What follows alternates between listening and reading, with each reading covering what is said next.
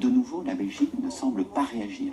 Donc ce sont des éléments extrêmement graves, extrêmement sérieux. Donc nous souhaitons avoir la clarté là-dessus, mais sur d'autres faits aussi précédents qui concernaient les frères Abdeslam aussi, il y a des zones d'ombre sur ce que nous savions déjà. Et notamment, on vient d'apprendre que la police de Malines savait, semble-t-il, d'après certains rapports, depuis 3 mois où se trouvait Salah Abdeslam à Forêt.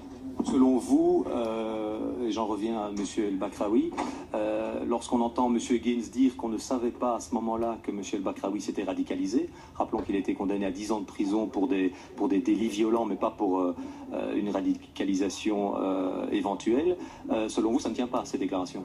Mais c'est un grand criminel, connu pour tel, qui aurait dû être remis en prison puisqu'il n'a pas respecté les conditions de sa libération conditionnelle.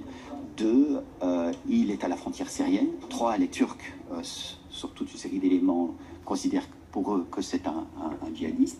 Et puis enfin, ils me disent, j'ai eu le porte-parole de l'ambassade de Turquie, que ce Ebrahim El Bakraoui apparaît sur des bases de données européennes comme étant possiblement un djihadiste qui est recherché. Et donc ce sont quand même toute une série d'éléments extrêmement sérieux.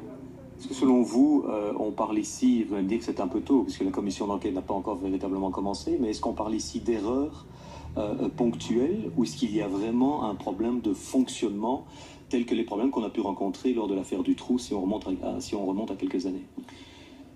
Vous savez, on ne peut à ce stade-ci que s'interroger sur toute une série de faits extrêmement graves et sérieux, mais qui concordent pour dire qu'il y a aujourd'hui un grave problème dans la manière dont nous collectons les données, dont nous injectons ces données dans une série de systèmes et de bases de données qui sont différentes, qui ne dialoguent pas entre elles, et dans la manière dont après nous traitons ces données et dont nous réagissons par rapport à ces données. Donc il y a toute une série d'étapes dans la manière dont on traite les données qui aujourd'hui visiblement est en faillite.